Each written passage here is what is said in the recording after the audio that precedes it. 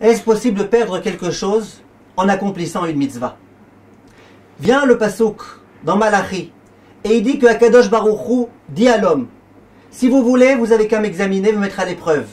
Vous allez donner la tzedaka et vous allez voir que grâce à cette tzedaka, vous allez vous enrichir. Vient le Maguid de Duvno et il dit: c'est quoi cette histoire-là? Vous allez donner de la tzedaka, vous allez vous enrichir, vous avez qu'à me mettre à l'épreuve. De quoi il s'agit exactement? Dit le Maguid de Duvno: un jour un homme est arrivé avec un bateau et il avait énormément de tissus, un tissu de très très bonne qualité qui vendait très peu cher. Dès que la nouvelle s'est diffusée dans la ville, tous les grands vendeurs de tissus sont venus le voir pour acheter. Et il y en a un qui veut acheter, l'autre il commande, l'autre... Et puis il y en a un qui dit: mais juste dis-moi, c'est quoi la longueur du tissu qu'il y a dans ces rouleaux? L'autre il dit: il y a 200 mètres. Il dit: tu peux s'il te plaît calculer? Il dit: écoute, moi j'ai pas le temps, je dois repartir bientôt. Regarde, on va calculer sur l'un des rouleaux. On va prendre le rouleau dont le tissu est le plus épais. Et vous allez voir que même dans celui qui est le plus épais, il y a 200 mètres. Vous verrez bien donc que dans celui qui est plus fin, bien évidemment qu'il y a aussi 200 mètres.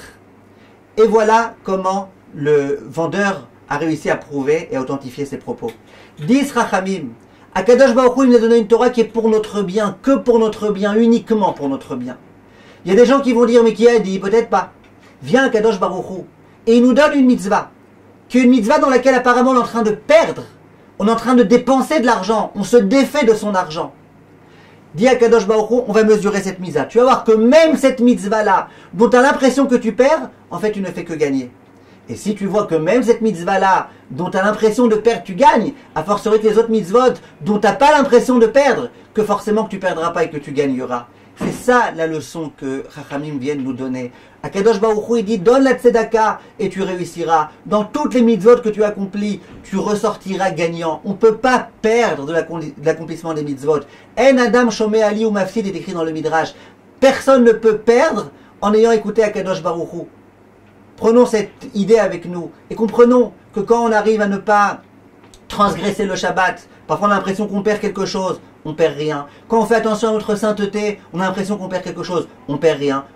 On ne gagne jamais rien à l'accomplissement de Averot et on ne perd jamais rien à l'accomplissement de Mitzvot. Comme tout, mes chers amis.